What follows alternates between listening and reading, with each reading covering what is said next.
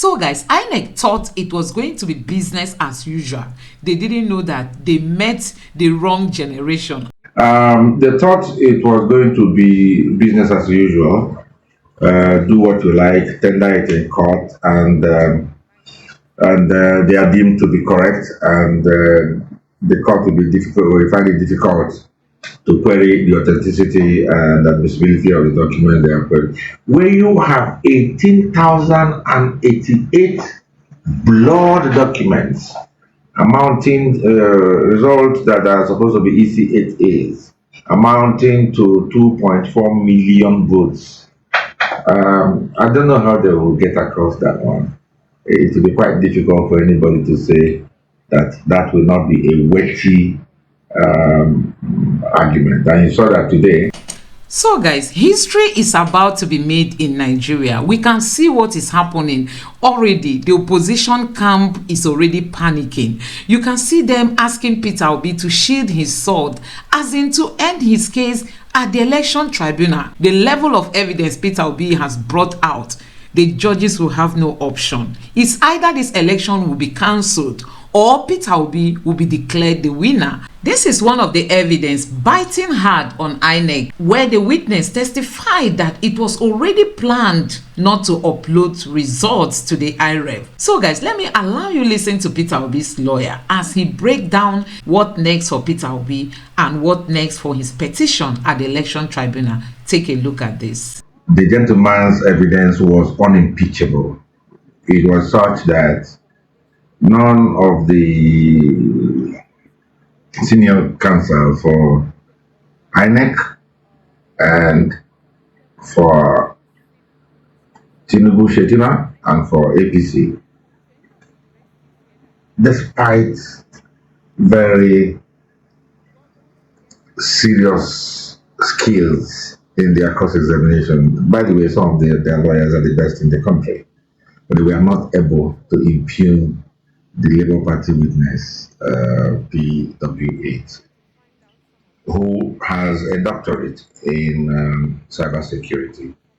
Indeed, he was able to practically lecture the court and lecture the lawyers as to what glitches are, what cybersecurity means, and so many of the questions that were asked. He answered them in such a way that nobody was left in doubt that he's truly an expert. Just like the Amazon Web Services witness before him. So we're so impressed. I am personally very elated about the outcome of it, because the essence of cross-examination is to impugn the integrity of the witness, or to make the witness appear not to be too sure of what he or she is saying. But try as they may, this man was as solid as the Rock of Gibraltar. And I am convinced, beyond reasonable doubt, that his evidence will be very worthy as we go on to the final stretch of this case. You also mentioned the PW11? PW9. PW9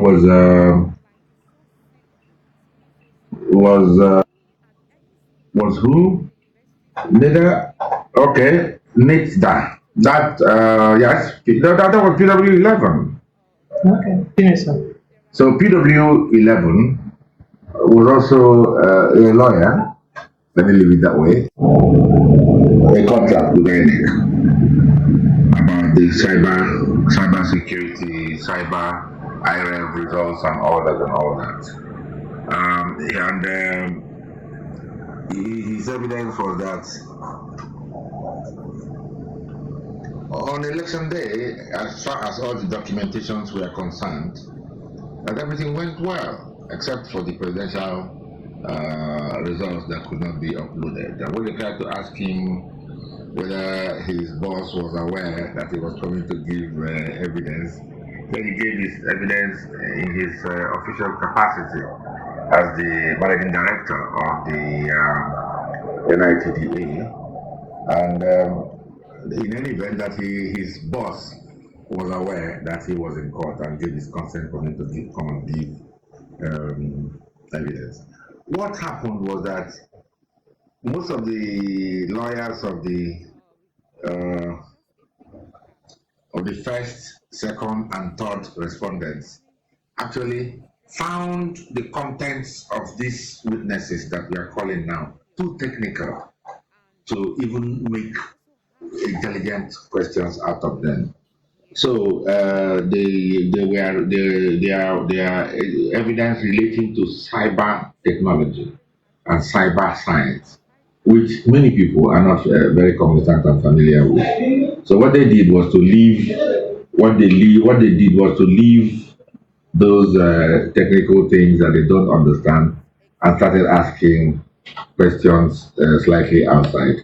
The person that tried to make sense of the cross examination was actually AB Mahmoud SAM of INEC, who tried to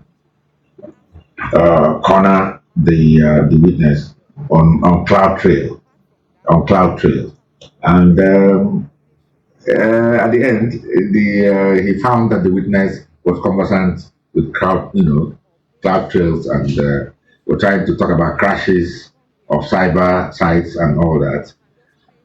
The import was that on that election day, on that 25th February, no such thing occurred. And we moved into where I believe obedience have been worried, and that is whether all the documents that have gone in, which constitute at least 3 or 4 Hilux loads of evidence that we put in, whether they were going to be said that they were dumped because that no witnesses were called to tender them. We took them by surprise today. And all from EC8As, B, C, D, E were all tendered today through our own amiable and very, very brilliant Dr. Tanko. Eloquent. Dr. Tanko.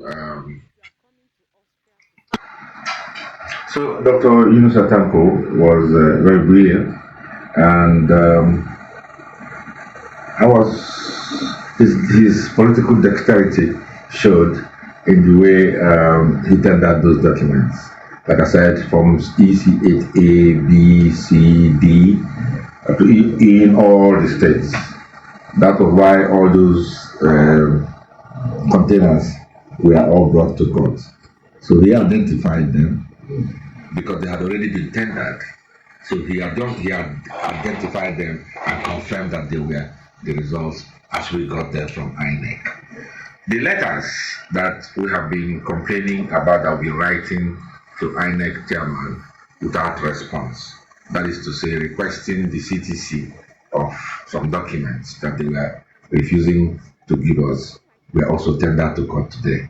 And the court saw that those letters were truly written, and they were about 6 letters at different dates were written. The most important letter was the one that went viral by Festus Okoye, where he said that election results will be transmitted on time, at real time, and that the IREV and the BVAS can be accessed by any Nigerian who has the link to be able to follow the results as they are uploaded from the polling unit level.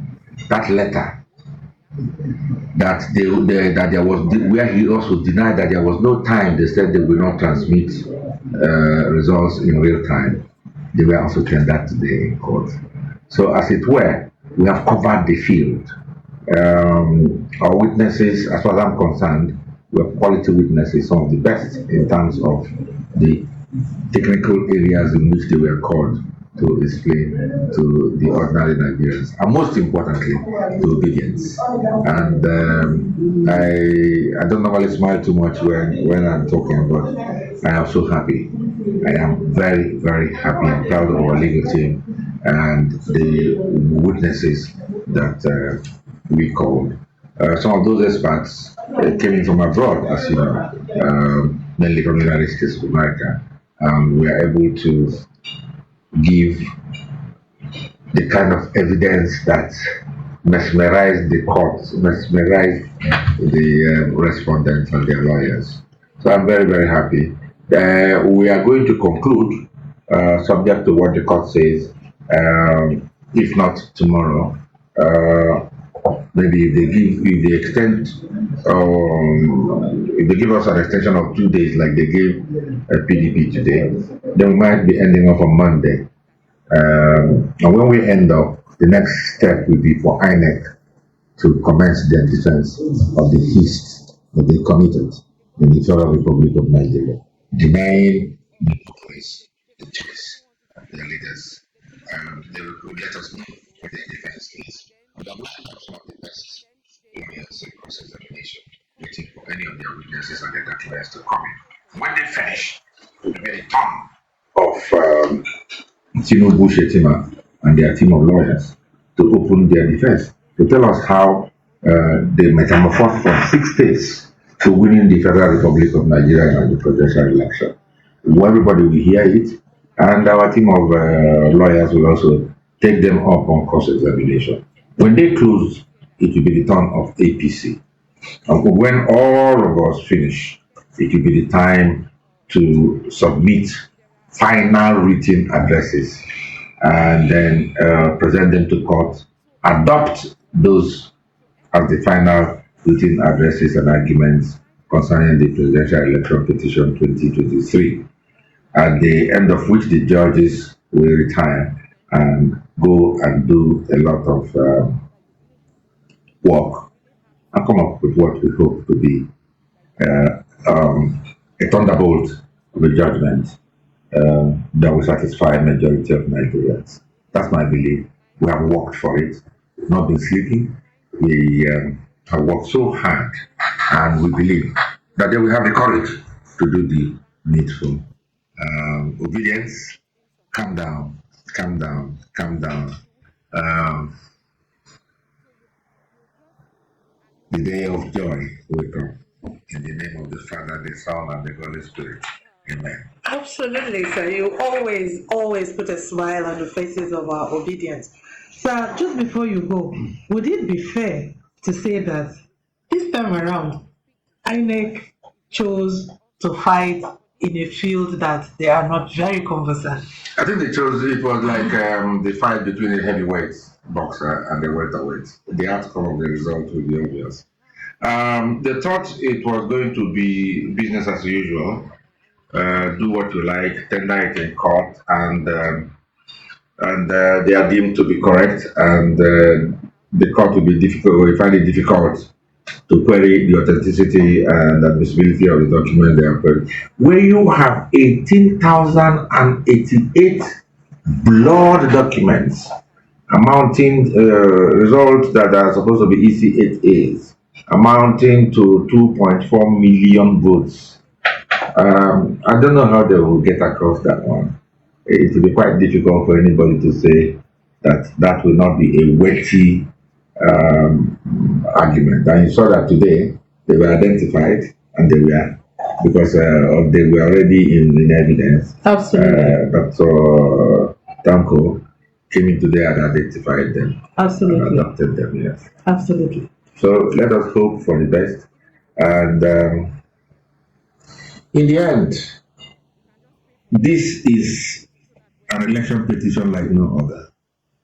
And this is one election petition done in the era of cyber intelligence, political awareness of especially the youth. The number of people that are interested in this election and the outcome of it and what is going on in court is unprecedented in the history of the Federal Republic of Nigeria. And the judges from time to time say they are mindful of the importance of this case to Nigerians.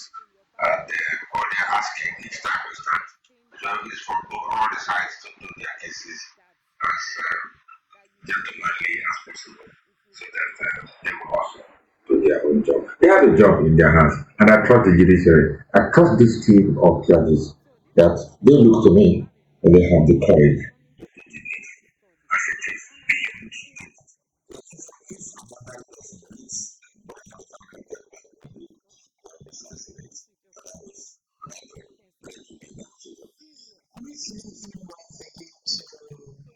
You are a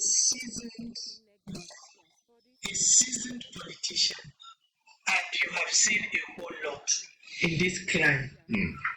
Tell us, what should obedience expect when it comes to cross-examination, when our own lawyers begin to play the offensive against the INEC and the other respondents? Who is the favorite we should look out for, especially when it comes to cross-examination? Because I remember, if I'm not mistaken, that at some point you might have crossed somebody's path in Oka.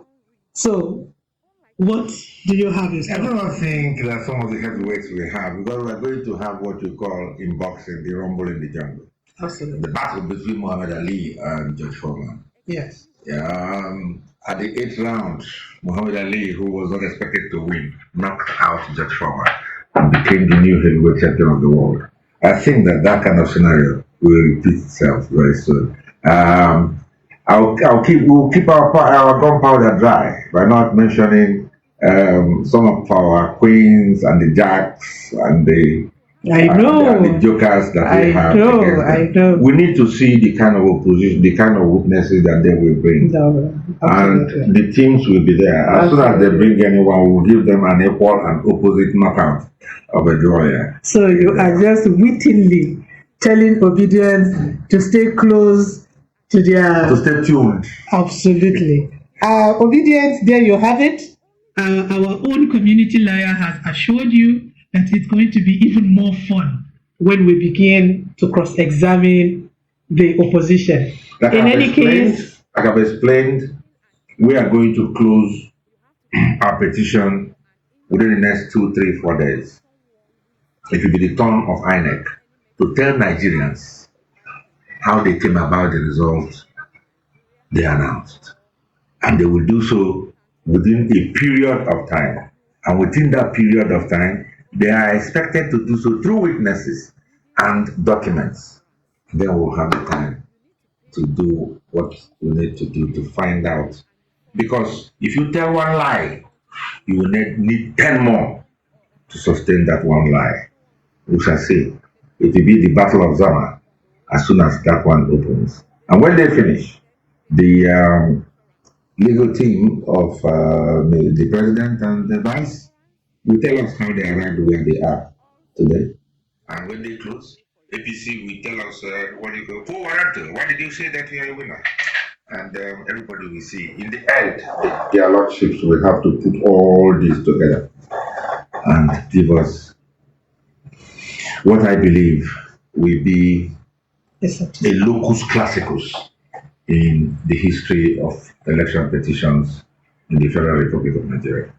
Remember, Tinubu's NYC exemption letter has the name Adekunle added to it. Don't forget his document from the University of Chicago has female instead of male. My people, evidence Kwara, and no doubt the judiciary will do the needful. Please subscribe and turn on the notification bell. Thank you.